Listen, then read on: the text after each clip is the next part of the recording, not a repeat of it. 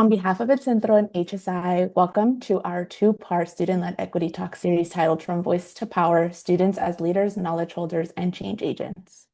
For 30 years, El Centro has served as a hub of organized activities and resources that support student transition, retention, graduation, and academic advancement. Through campus and community partnerships, the mission of El Centro is to promote a critical understanding of Chicana and Latina communities within the United States and internationally. And also, in other words, a home where Equipo has had the opportunity to blossom in. So thank you. Today, we will hear directly from 3 of our student advisory Equipo leaders, selected months ago from a pool of many bright undergraduate students committed to being agents of change at UC Santa Cruz. That is not to say they are the only students on this campus capable of holding the Equipo title. So many of our students embody the values of advocacy, knowledge, cultural wealth, and bravery to shift the structures we have grown accustomed to. As they speak, they will share how we can continue building and growing together as a community and ecosystem. While listening, I invite you to recognize their perseverance through the uncertainty of launching and closing Equipo, and their resilience as individuals deeply committed to caring for their communities, this campus being one of them. I have personally witnessed the passion and intention with which they have nurtured this initiative for servingness. Today, they will share their vision for how we can move forward together. So without further ado, I will pass it to Camila, Isabel, and Andres.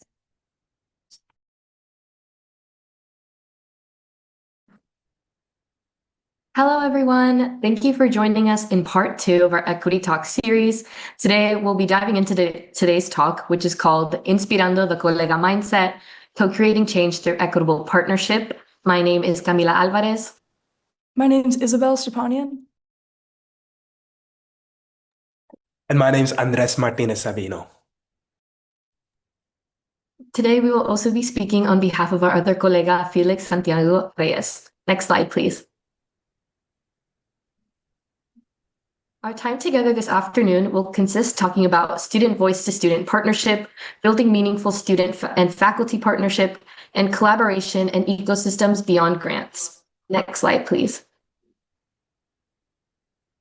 The Student Advisory Equipo here at the University of California, Santa Cruz was established in 2025 through the HSI Title V CULTURA grant and is composed of 6 undergraduate student advocates.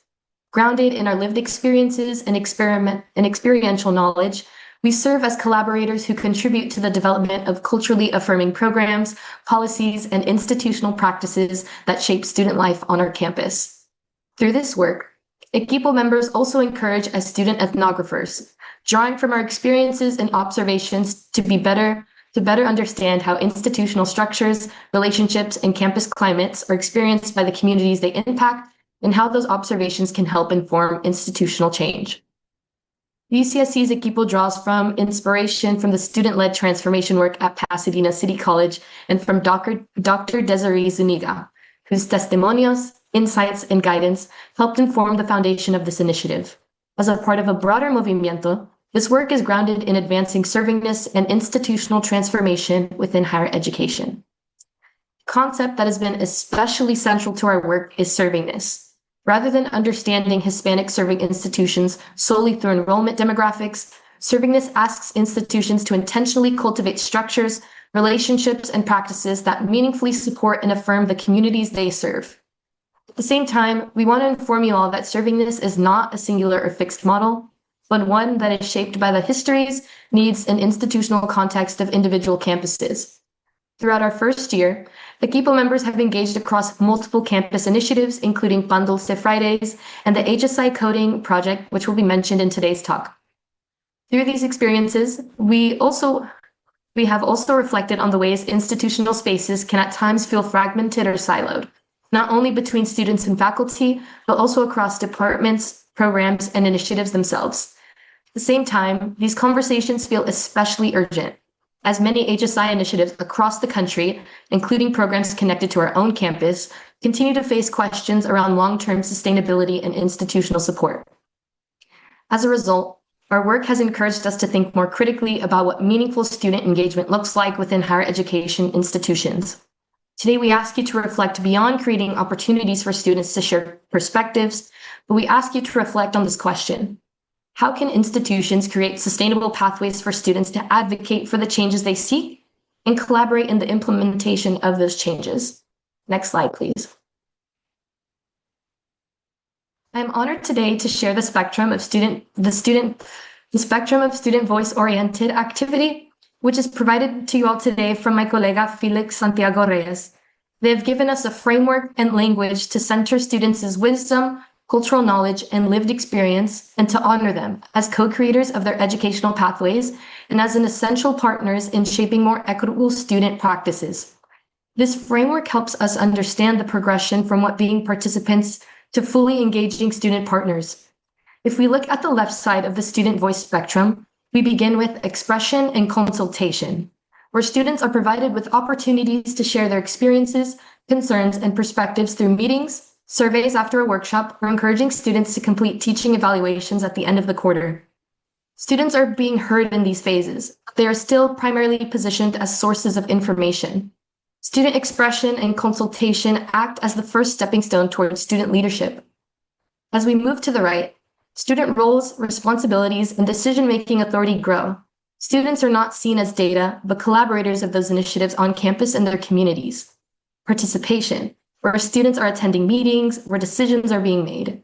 This is when students get to provide input on events, program initiatives, and collaborate on student-led events and clubs, campus programs, and organizations. Following into partnership, where students are in formalized established roles, which is about partnering with staff on institutional initiatives and partnering with faculty on instructional initiatives, along with co-hosting workshops regarding belonging and cultural identities. In activism, students are identifying problems that not only exist in the institution, but also in their communities. They're generating solutions, organizing, and educating for change, which then leads us to leadership, where students are co-planning, making decisions, and co-developing processes towards institutional transformation alongside staff and faculty. Examples being leading forums, focus groups, learning workshops, and that are either focused on academic or non-academic support.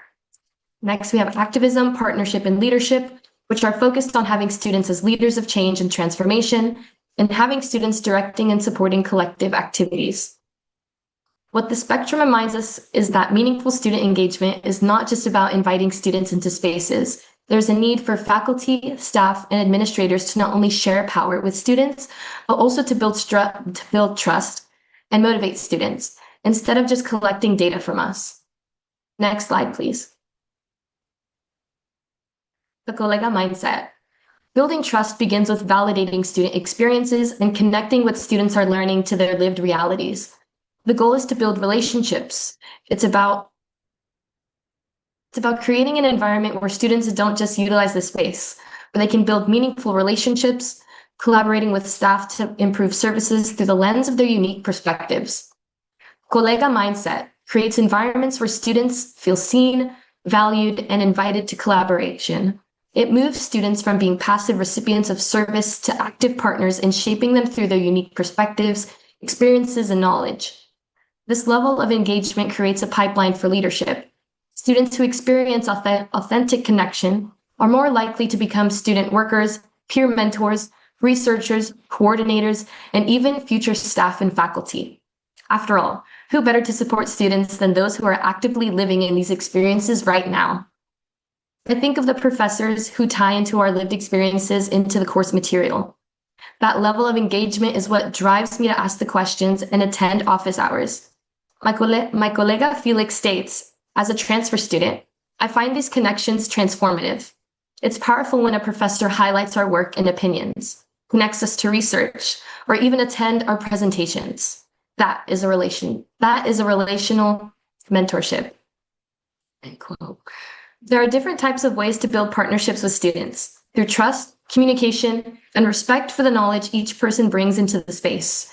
It's not only about acknowledging, but really valuing our perspectives. Finally, partnership truly becomes meaningful when students' lived experiences, perspectives, and feedback are reflected in practice, allowing students to shape the way they learn, not just responding to it. This allows engagement to transform into shared ownership and builds deeper investment, connection, and trust. Next slide, please. Benefits of centering students. Research shows us that as students move towards the right side of the spectrum, towards agency, they feel more capable and comfortable in participating within the institution. Students develop leadership skills, confidence, and agency, but also build a deeper sense in belonging on campus and investment in their communities. Students build professional connections with faculty and staff through research and campus initiatives. Students are also more likely to persist in school when they feel seen, valued, and connected. When students build meaningful relationships with faculty, staff, and peers, they develop a stronger sense of belonging and investment in their education. That sense of connection influences motivation, persistence, retention, and ultimately graduation. Students begin to see themselves not only as attending the university, but as contributing to and shaping it. This requires faculty and staff to rethink how we share power, build trust, and create environments where students are seen not only as participants, but as knowledge holders, collaborators, and change agents. Student voice is not a one-time initiative or feedback form. It is an ongoing practice of listening, relationship building, and co-creation that challenges us to move beyond doing things for students towards building alongside them. When students are trusted to shape the spaces they inhabit, we create stronger partnerships, more responsive institutions, and ultimately, more meaningful educational experiences for everyone.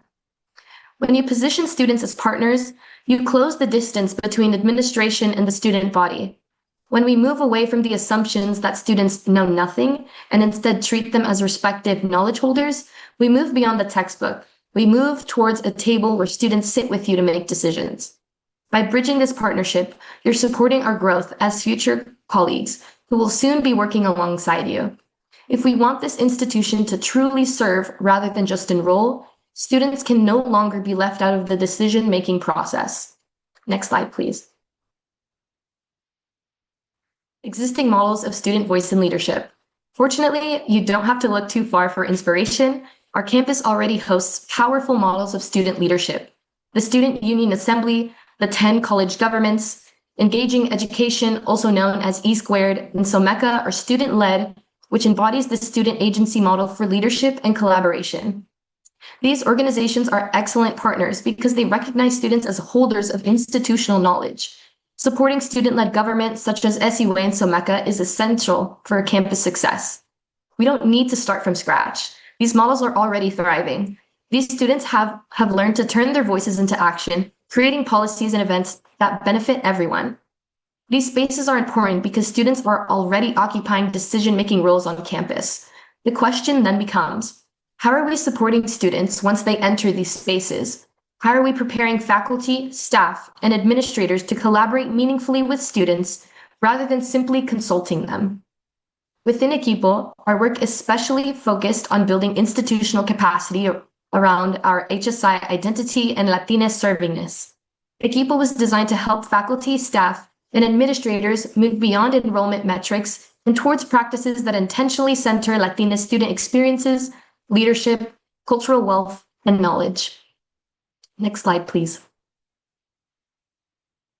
So we ask you to think, if students are not showing up to office hours, participating in programs, or engaging in institutional spaces, perhaps the question is not simply, why are students disengaged? But rather, how are we making students feel meaningfully involved, valued, and connected? As staff and faculty, I'm going to give everyone about 30 seconds to think and answer the following questions. So the questions we have today are, where along the spectrum do you currently involve students? How have you built trust and meaningful partnership with your students? And what support do you need to build and sustain these partnerships? Again, I'll give everyone about 30 seconds to think about these questions. And if we could have participants respond in the chat, or even if we could have one or two people share out loud with the group.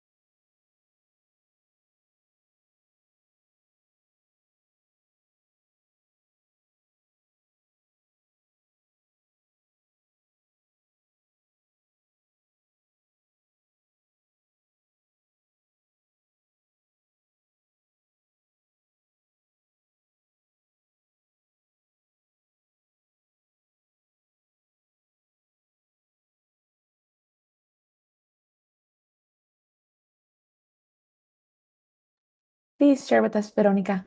Thank you. Yeah, so what I wanted to share is that we've been undertaking transforming advising work group efforts, and part of that included ensuring that there were students in both in the work group core team as well as where we could have students on subcommittees. I think that the questions that you all are raising here is what is at the core of trying to think about what comes from that, which is how do you have more of a sustained collaboration with students as partners? And I think it raises for us in advising, academic advising, that question of what kind of more formal structures and also the informal structures need to be present to ensure that the student voices aren't just something we're listening to or engaging right now because of the transforming advising work group, but how do you sustain that after the work group as part of our daily practice? And I think that's what you're asking. I think part of for me would be potentially having like a student council type thing that is advising. But how you do that in terms of is there money, right, to compensate students for their time there? How does that look so that it can be sustained is the question that I think will be important for us to consider.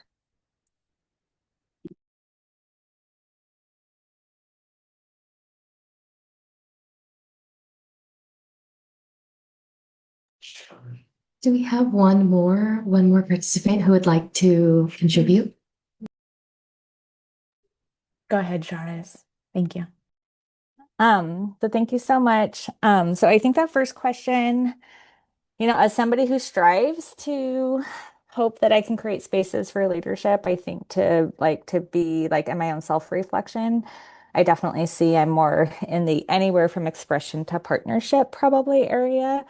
And so that's I think where I see work that I've tried to or that where I think I'm actually at in terms of how we build trust. And so we have students on our HSI leadership committee. We have students on our grant development teams. We often have students who are on hiring committees. And our HSI leadership committee placement is done through the SUA committee on committees process, right? Um, in terms of how we build trust, we try to get to know each other. So I think the things that you talked about of like what are our lived experiences, what are we bringing? I think those are things that we look to do. In terms of the building meaningful partnerships, as you were mentioning, I really think about like what are the structures that we have in these different spaces that allow for like the leadership to come through. So I think that's the goal. I don't know that we're there yet. In terms of support that we would need to build and sustain, I really appreciated your comment about, what resources do we have for students, staff, and faculty who are trying to engage in these spaces? Like if this isn't our culture that we already have here, we can't just learn it by observing because we're not seeing it necessarily. So how do we get there?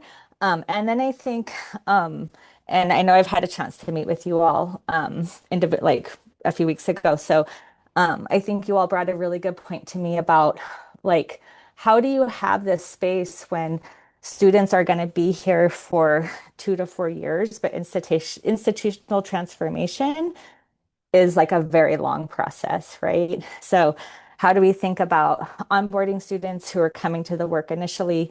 How do we think about, again, having them in these meaningful structures? And then how do we help that student's work transition to a student who's maybe not here yet, right? And how do we do that effectively? So, and I appreciated Veronica's point about funding. I don't like to ask the students to do labor without funding them. So that's what I would add. Thank you so much, Sharaz. Thank you for everyone who contributed, especially in the chat. I will now pass it over to my Colega. Yeah, thank you all for sharing, and thank you, Camila and Felix, for laying out the framework. I want to pivot into how we as Equipo implemented some of these ideas for students this year. One area that we focused on was providing a space for student-faculty relationships to grow and develop into partnerships. We did this through our Pan Dulce Friday series, which is an ongoing El Centro event, which Equipo sort of took over this year, and used it to host events according to the Cultura grant initiatives. In our first event, entitled From Undergrad to Grad, Latina Journeys Through Academia, we had a talk about career pathways from Bridge Kennedy at Career Success, and a panel of Latina professors from various departments. We wanted to give students the chance to hear from people in their community that have made it far in academia and be able to ask them questions about their journey in our Q&A portion of the event. Through this event, we learned that there was a demand from students to learn more than just class material from professors, and that hearing a success story from someone you can relate to is very empowering and something that students really look forward to. So after learning from the planning and facilitation of the first event, which was the collaboration between me and Andres, I set my sights on another event that allowed students and professors to be more involved and mutually engaged with each other. This is something that I learned the value of after joining Dr. Casanova's Migration Identity Education Lab. Dr. Casanova and her lab provided a space for me to talk to and work with a psychology faculty member about something that I'm really passionate about, and it is really a defining piece of my time here at UCSC. So although I could not offer everyone the ideal position in their ideal research lab, I wanted to at least give them a place to talk to professors about things that were unrelated to classwork and possibly create a lasting connection with the faculty member who could also help them make the most of their time here. So after reflecting and receiving feedback on our first event, we decided to host another Pan Dulce Friday, which had more of a focus on placing students in a non-hierarchical setting that values them as knowledge holders rather than the traditional mindset of students being empty vessels that faculty pour knowledge into. So it was an open format conversation table event with professors from the psychology, astronomy and astrophysics, anthropology, computer science and engineering, and languages and applied linguistics departments. This event served as a place for holistic connection between students and faculty with no agenda or pressure to sell yourself as a candidate for anything. This open format of event really resonated with our faculty. One of the professors that gave his time to the event, Dr. Cardenas, a computer science engineering professor here, shared that he was glad that he had the opportunity to connect with students he wouldn't usually get the chance to talk to. And so although this event was generally a success, it also led us to the understanding that one-off events like this are simply not enough to foster the collaborative campus environment that students need to thrive. Next slide, please. So to further drive this point home, I want to talk about the research. A 2023 study conducted at another HSI showed that programs where students are put in a mentorship role with a faculty member significantly improve student outcomes in terms of empathy and solidarity with faculty, which could lead to a student maybe having an easier time making future connections with key faculty members. They also, in this study, noticed an increase in confidence, empowerment, and engagement in their own education. Finally, it changed the way they understood and provided feedback to their faculty members. So this program involved pairing a student with a professor for the purpose of creating a deliverable related to teaching activities. Basically, students and professors worked together to positively change something about the course or their teachings. And so, of course, not every collaboration needs to look like this, but this is also what Felix points tell us, is that students need and deserve sustained programs that support their leadership growth during their time here at UCSC. So in addition to that data, our data here tells us that this is not necessarily what's happening. The UC undergraduate experience survey data shows that only 14% of Latina students report having ever worked with faculty outside of class, which includes single instances. And only 17% of Latina students report having a professor that knows their name. Meanwhile, 66% of students report knowing faculty well enough to request a letter of rec from them. This means that students are requesting letters of rec from faculty that may not even know their name. Next slide, please. Which ultimately tells us that students are seeking forms of relational mentorship and collaboration that are simply not available within the current structure of higher education. Students are navigating academia at a distance from key knowledge holders that could open doors for them. Students know the professors, but they're not necessarily being known in return. We believe that this is because authentic faculty-student connection is not built into the structure of the university. And so we encourage you to go against the flow of the institutional structure and engage in true caring collaborations. We know that as staff and faculty, you are likely in this role at least in part due to your passion for higher education. And we also know that it's likely that the same structure that prevents authentic connection is probably also not allowing this passion to flourish. So I invite you to consider not only how these partnerships could benefit students, but also how they might benefit you as a staff or faculty member. The benefits of a caring collaboration are bidirectional. Truly knowing your students means understanding their needs and structural gaps which affect everyone. Working with students to create change gives both sides a stronger sense of fulfillment in their role and a better educational environment on campus. Next slide, please. 1 second. So, given the data, what can be done? We first and foremost recommend talking with people in your department or space on campus and discussing what kinds of commitments you're able to make that put these kinds of relationships at a high level of priority. Truly serving students involves sustained commitment to building programs, positions, or other opportunities that make sense for your space on campus. This could look like a mentorship program, a lab internship, a formalized paid position for students like we have at El Centro, to not only give input and inform staff and faculty about what they see on campus, but to give them the space to work with you work on this with you. Especially considering current budget cuts happening, it's so important to prioritize paid student positions. There are so many ways to construct structures that enable partnerships that have a long-lasting impact, especially for students. It's also important to mention that even if you are not in a position to create and sustain programs, it is better to do whatever act of servingness you can for students than nothing. So as we go through the rest of this talk, consider that if everyone continuously committed to serving their students, however they can as an individual, the positive change on campus would be undeniable. And we hope that it would grow and accumulate into structural changes that are supported by the entire institution. Thank you. Thank you so much, Isabel, for these recommendations. And so I will be discussing, as previously mentioned by my Equipo fellow members, Camila, about the Hispanic HSI Leadership Committee's Cultura Faculty and Staff Survey of 2025. And so to begin, half of Equipo members who are here assisted in the coding project of the survey. And the survey, the Cultura Faculty and Staff Survey, was designed to assess perceptions of a campus ecosystem for supporting students and the integration and coordination among campus support structures.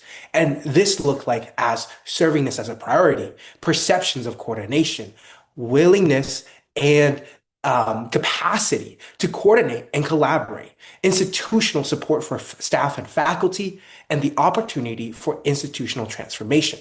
Ultimately, this survey was aimed at understanding how our faculty and staff existing in our campus ecosystem and being able to support it on an institutional level on various priorities. And so what did Equipo members assist in with this survey? We, through the guidance of and the mentorship of Dr. Covarrubias, we assisted in the thematic analysis of these open-ended response questions of the faculty and staff survey. And through this thematic analysis, this coding project, we're focusing on this overarching question. What are faculty and staff's perspectives around institutional capacity, coordination, and support for their servingness leadership, and how they support undergraduate student success? And so I will be going over the three themes that we found and two sub-themes, as well as our definitions. But before I do, I want to leave two notes and preface this. First, this reflection question for our faculty and staff present here today.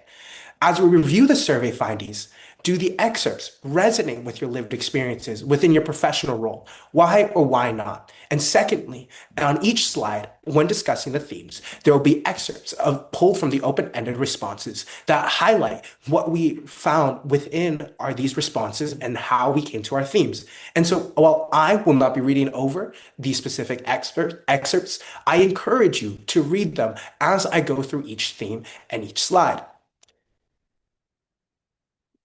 And so, to begin, our first theme, institutional power and decision-making structures. Well, we found that from our coding project and thematic analysis that this theme heavily influenced the 3 additional themes within these surveys. And we came to the definition: hierarchical structures of power shape decision-making and resource allocation within the institution, influencing who is prioritized, how collaboration occurs, and the extent to which servingness is supported across campus.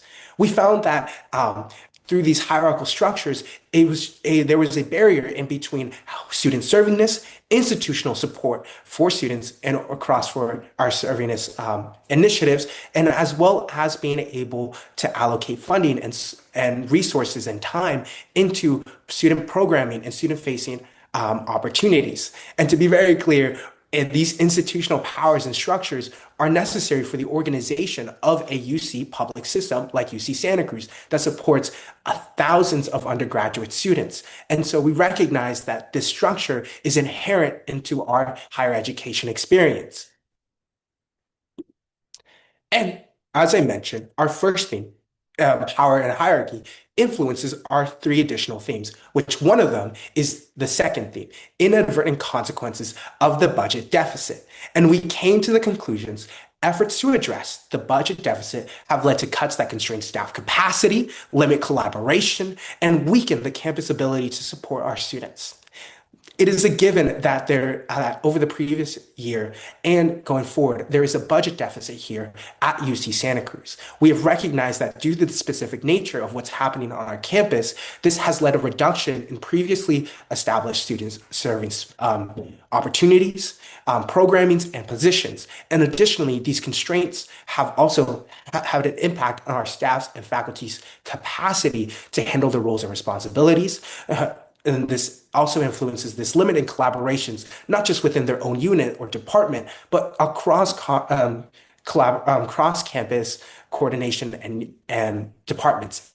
And so we found that we want to emphasize that the inadvertent consequences component of the second themes was a byproduct from the initial need and response to the reduction in funding and addressing this budget deficit. These impacts that we see are from a result of this response. And so, as I mentioned in previous slides, there are 2 additional sub-themes in theme 2. And our first sub-theme is the institutional divestment in staff infrastructure. And Equipo members, we came to the definition: reduced investment in staffing, professional development, and support structures has increased workload and limited staff's ability and capacity to sustain student serving work. And so we found that when there is a divestment from our staff infrastructure, this significantly impacts the ability for these student partnerships and authentic collaboration opportunities for students to have with our staff and faculty, because more of their responsibilities are tied towards the sustaining of this institution. And so this is very important because while we must continue with the functions of this institution, this also is having a decrease in the opportunities for students. And as Isabel previously mentioned, this bilateral relationship with students and faculty and staff are being reduced because of monetary constraints.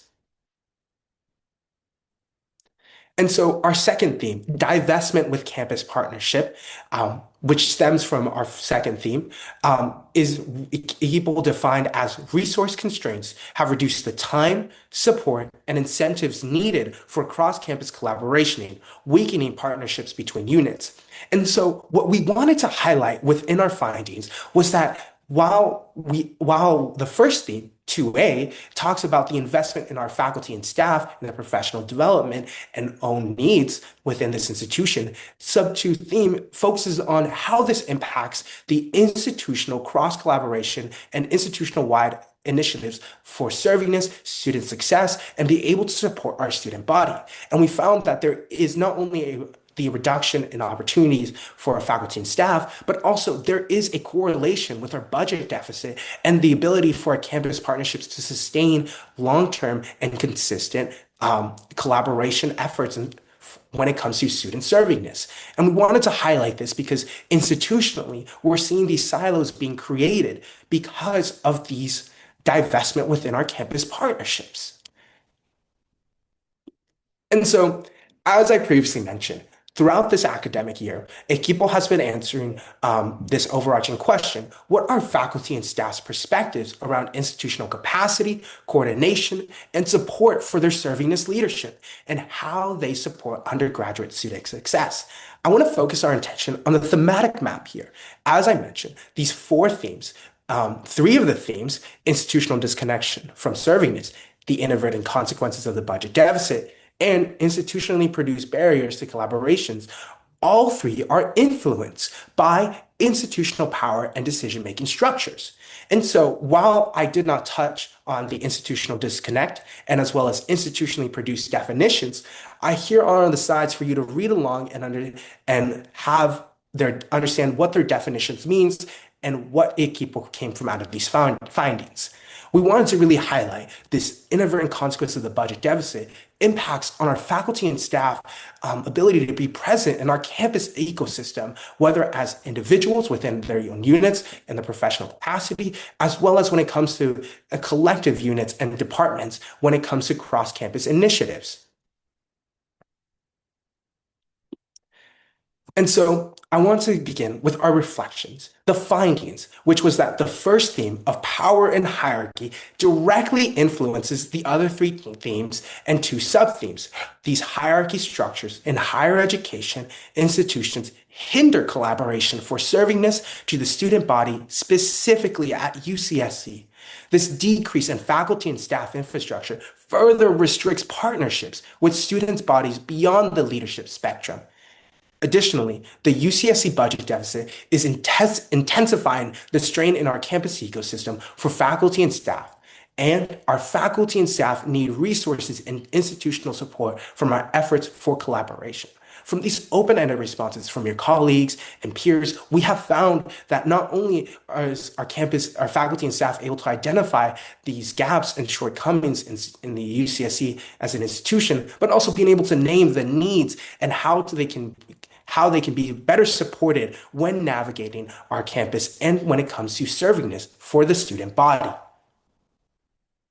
And so I want to leave off with this testimonial.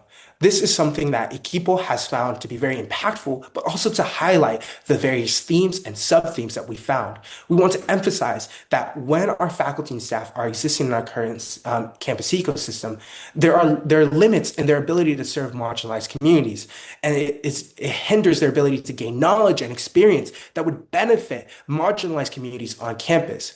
And this also limits their opportunity to support student needs institutionally. When we talk about this Colega mindset and these authentic partnerships, it is very difficult for students to be able to seek these partnerships and collaborations and build connections with our faculty and staff when they're already at such a capacity where there is a constraint in their ability to serve the student body in a holistic and authentic way. And so when we say we're talking about how do we support Latina students and students across this campus, we must also be asking the questions, how can we and how can the institution better support our faculty and staff during this time to be further present in our campus ecosystem in order to build this bilateral relationship between students, faculty, and students, faculty, we see here at UCSC.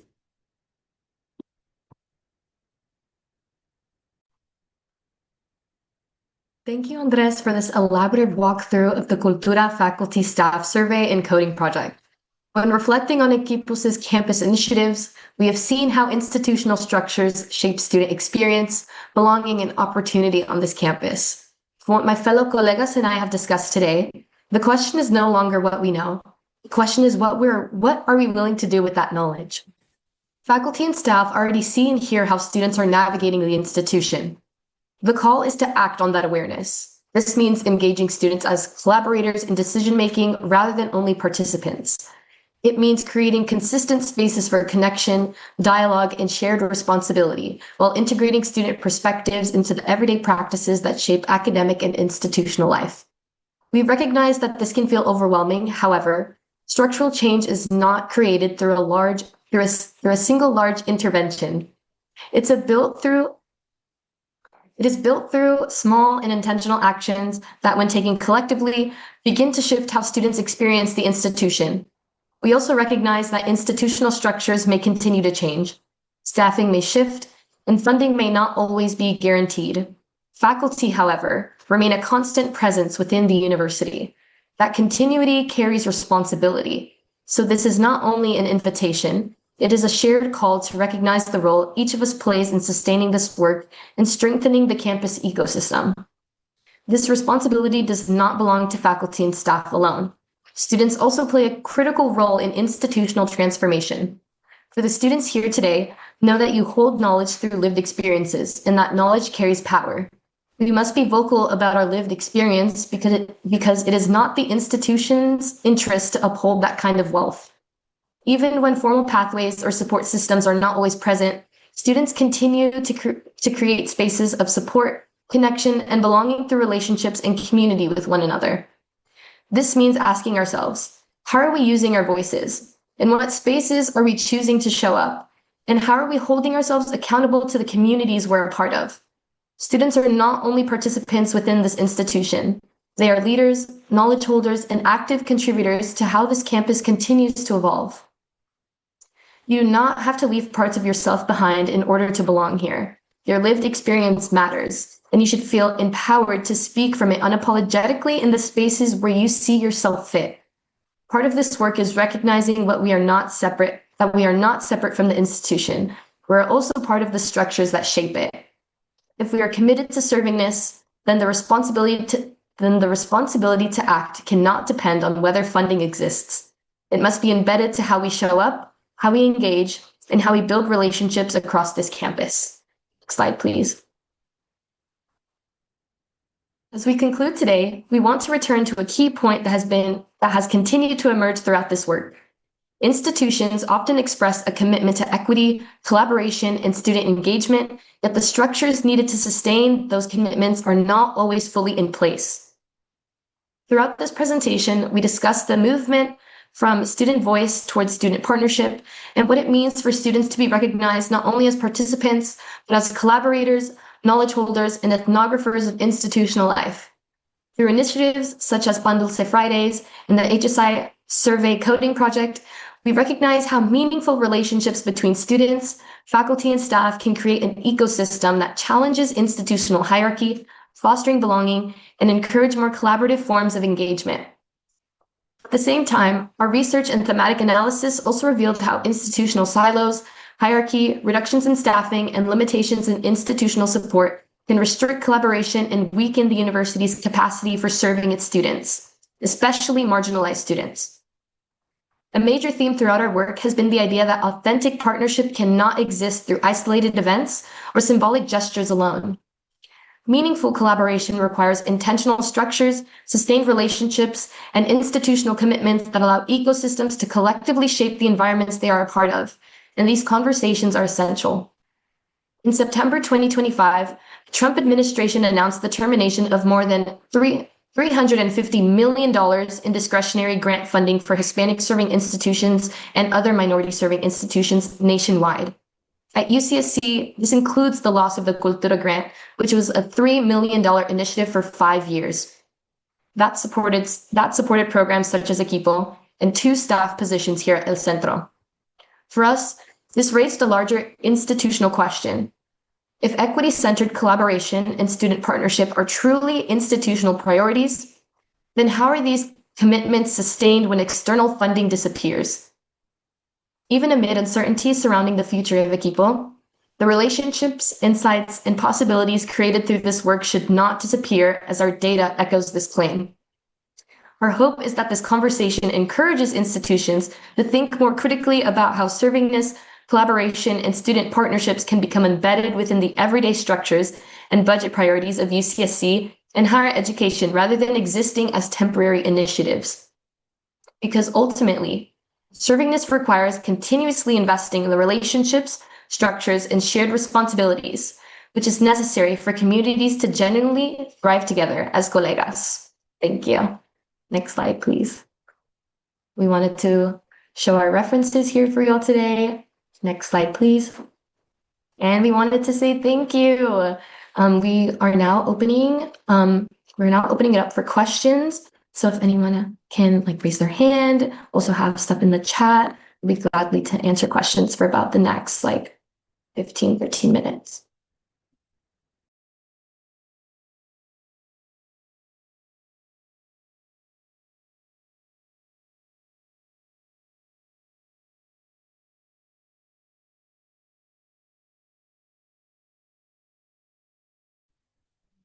Hi, sorry. I don't have a question. I just have a comment, and I wanted to introduce myself. And first of all, say thank you all for this amazing presentation. My name is Brenda Walker. I work for the Equity and Equal Protection Office that houses the chancellor's, it's under the chancellor's department. So I represent a big power structure within the university. And I think that both myself and the office wants to gain more student voices and student opinions within how we address reports of sexual assault, sexual violence, as well as discrimination cases. So this presentation is very relevant. And I just wanted to say thank you for bringing some knowledge to myself, but also what I could take back to the office. And I also wanted to just reach out and say that this is continued collaboration that I want to continue with all you presenting and also who you represent on campus. So anyway, I just wanted to introduce myself and to others in this space and say thank you to all the student leaders as well. Yes, thank you so much. We hope to continue conversation so we can continue this future collaboration. I also see Felix. Actually, can I go towards the end because my question isn't very serious. So if folks who have serious questions can go first, that's great.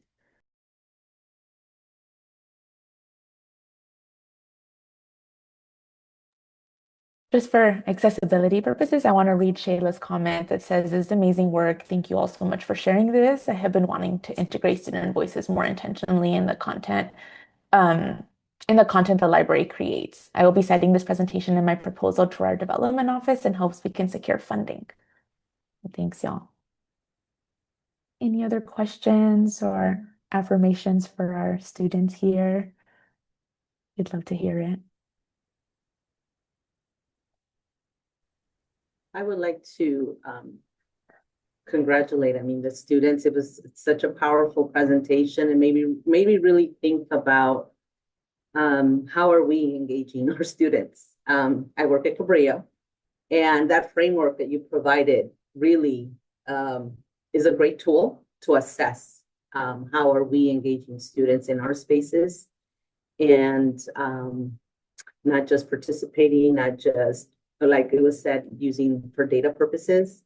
How are we really moving toward the right of that framework to really engage them in a more meaningful way to collaborate and to help them become strong leaders that will hopefully in the future be taking on our roles in higher education. So thank you for everything you presented today, and really very thoughtful and thought-provoking.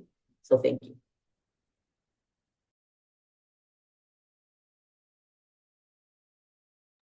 Thank you for sharing.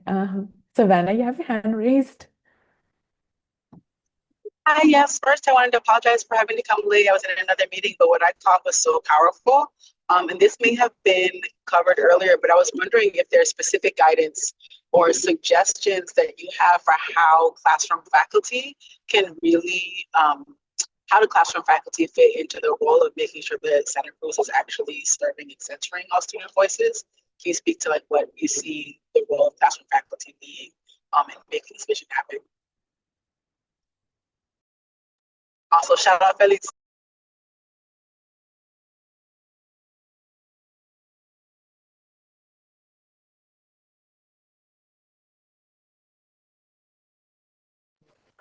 Okay, I can definitely answer the question. I think I would need you to please repeat it at least one more time because I want to make sure I give you a good contextual answer. Oh, sorry, just thinking as a classroom faculty member, there's certain things in terms of how the institution works that I don't have control over, but I do have a lot of autonomy in terms of building curriculum and in classroom instruction. So what are the changes that folks of us who are in the classroom can do to make these shifts to center your needs and your voices?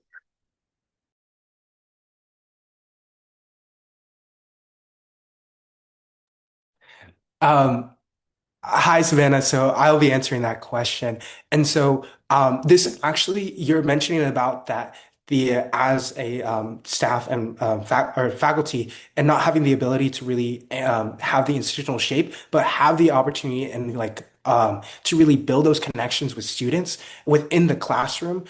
One of the findings that we really wanted to highlight as well was that when it comes to creating these authentic collaborations and partnerships with students, often we focus on student partnerships and leaderships that are tied to like funding or student positions, but also that there are existing models that lecturers and professors have that are tailored towards interacting with students. Our office hours are examples of where these structures exist, where you can build these one-on-one connections, but we have to recognize that they're within the structure of an institution and hierarchy that like creates sometimes barriers. It's what Isabel focused on within her second event, which was about being able to have like the opportunity to connect with students, whether on academic courses or related on subjects about academic material, but also the opportunity to talk about their lived experiences or their interest in the class. I think a very a way to shift our perspectives and our understanding this is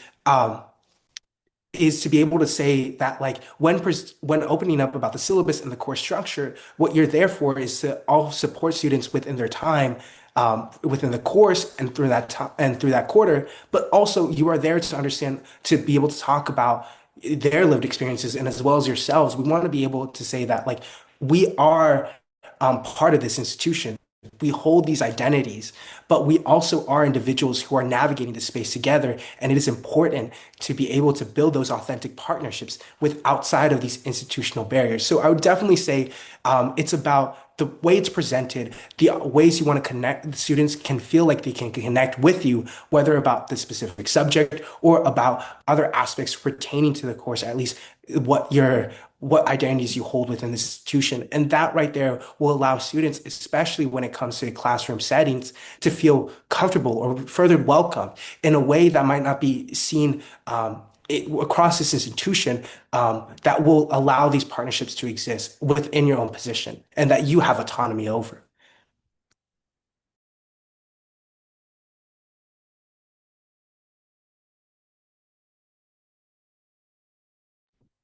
That's really helpful. Thank you. Thank you for that question. Thank you, Andres. Anyone else have any questions, affirmations for our group? If not, I mean, we would like to say thank you to everyone here, all the faculty, staff, future partners, hopefully, that are here, other folks from other institutions that are here. Cabrillo, Liliana Agudo is also here from California State University, Monterey Bay, because she leads a student like voice project at her campus as well. And we have some other departments that we don't sometimes see and that are here with us today. And we really appreciate all of you here and listening to the students. They worked really long and really hard on this. So the cross-institutional collaboration is very important. Yes, thank you, Veronica. Felix, go ahead. Take it away. Yay. Okay. So I think we should talk about what flavor of cakes there are, just in case if people want to come over and grab a slice. Thank you for letting everyone know that we are having a watch party at the Ethnic Resource Centers. They are currently watching it outside. So anybody that is on campus and that can join us, please do stop by. We do have two cakes. I went a little overboard. So there's plenty of cake if anybody would like to come and celebrate with our students that are presenting here today. We will be here until 5. Um, and come and join all the other ERC. And then open house is tomorrow. So anybody else that's on campus and you can't make it today, we have a general open house where we'll have some really good goodies. And one of our other students that works here for our centro will be presenting and unveiling their zine that they where they highlighted different indigenous artists, like student artists. And so we'll be able to tour here the house, look at our resources, meet our front desk team and some of our other staff from the other resource centers. And then, of course, the zine unveiling. So that's definitely mark your calendars. Or like I said, if you can join us today, we would love to see you here today. But thank you all again for joining this equity talk. And we hope to create more meaningful partnerships across campus. Thank you, everyone.